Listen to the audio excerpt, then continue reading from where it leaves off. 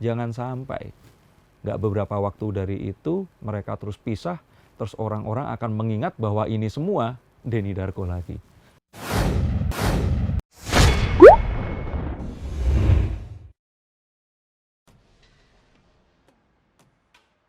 Karena melihat Lebi itu tadi bisa plong setelah dia curhat. Dan saya pikir itu setelah video Dewi Persik itu, kalau dulu orang-orang langsung menelpon saya minta diramal, ini saya dibanjiri ratusan, itu literally ratusan DM minta dihipnotis. Tapi saya bilang, ya itu harus ketemu.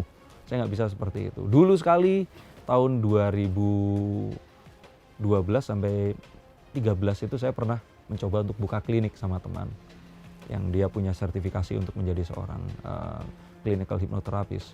Tapi terus ternyata ya memang untuk jadi seorang terapis itu butuh satu loyalitas dan kita harus benar-benar mendedikasikan waktu untuk pasien kita itu tadi.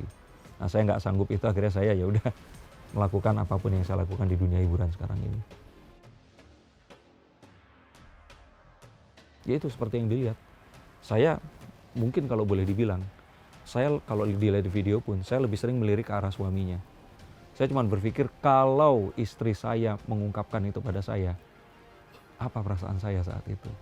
Nah itu yang saya rasakan. Dan saya mencoba mengukur tinggi, rendah, kiri, kanan, semuanya terhadap perasaannya si Angga ini tadi. Saya cuma berpikir jangan sampai nggak beberapa waktu dari itu mereka terus pisah, terus orang-orang akan mengingat bahwa ini semua Denny Darko lagi.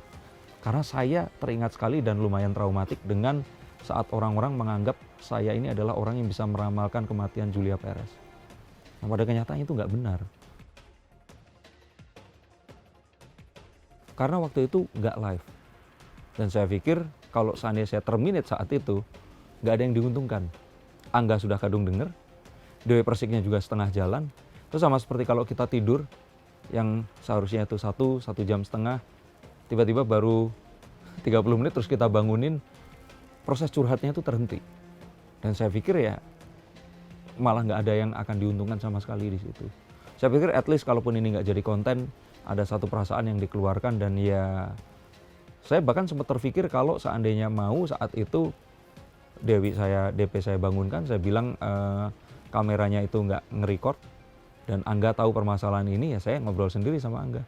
Sampai akhirnya saya baru sadar itu ada 2 kamera yang nge-shoot. Jadi nggak mungkin dua-duanya error saat bersamaan. Dia kaget waktu melihat Angga ada di situ. Dia kaget juga saat dia melihat dia menangis. Dia mungkin terpikir kejadian terburuk adalah dia ngomongin tentang Meldi aja dan keluarganya. Yang mana kan yang itu yang dia juga menganggap bahwa itu adalah masa terkelam dalam hidupnya dia juga gitu. Nah, dia merasa seperti itu terus, oh kok di sini dan sebagainya, udah itu aja. Di detik itu, DP nggak sadar kalau sudah ngomong minta pisah. Makanya pas sama Angga pun ya, dia reaksinya nggak terlalu itu tadi. Dan setelah itu pun sebenarnya nggak terlalu lama, saya diminta untuk makan, saya buru-buru cabut aja ngibrit. Sambil saya terus berdoa, ini bakal ada apa, seperti itu.